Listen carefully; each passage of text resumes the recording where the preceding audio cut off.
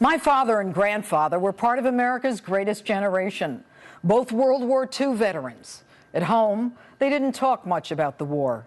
They didn't have the benefit of satellites, the sophistication of drones, or audio and video in real time of where they were going. They just went in, did their job proudly and honorably. Hello and welcome to Justice. I'm Judge Jeanine Pirro. Tonight is a sad night as Americans come to the realization that not only was our ambassador denied the security he needed, but also the CIA was denied the help they asked for during the massacre in Benghazi. And if it weren't so deadly serious, it would be humorous how the Obama administration has pleaded incompetence as their excuse. I was not personally aware of any request. We did not know. And it was really over before, we had the opportunity to really know what was happening. How could you not have known? The Brits got out, the Red Cross got out, but you left Americans there so you could say Libya was normalized, so you could spin the tale that Al-Qaeda was on its heels. Last year, you gave Libya $130 million, our money, but you couldn't give a Marine detachment to our ambassador where everyone was getting danger pay? You can't secure the perimeter of our consulate? And then you can't even leverage those millions to get our investigators into the country to investigate for almost a month. And Hillary, you tell the father of the Navy SEAL who pleaded for backup and ultimately gave his life that you're going to arrest the guy who made the video? What, did you also tell Ty Wood's father that a live feed of the attack was being funneled to the White House, the State Department, and the Pentagon?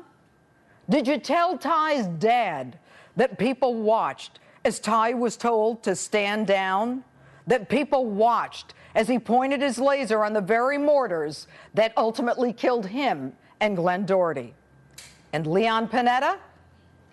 There's a lot of Monday morning quarterbacking going on here. Basic principle is that you don't deploy forces into harm's way without knowing what's going on, without having some real-time information about what's taking place.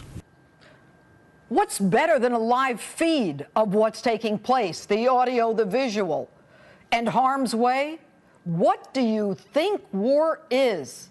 My God, you, the president and the vice president were in the White House as the email and the live feed were coming in. There was no problem with communication. Delta Force was on the ready. F-16s, AC-130s were waiting. But it all happened too fast? The fight went on from 9:40 at night to 4 in the morning.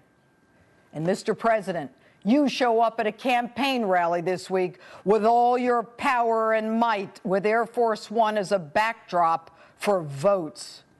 Why couldn't you send an AC-130 or an F-16 as a backdrop to protect American lives?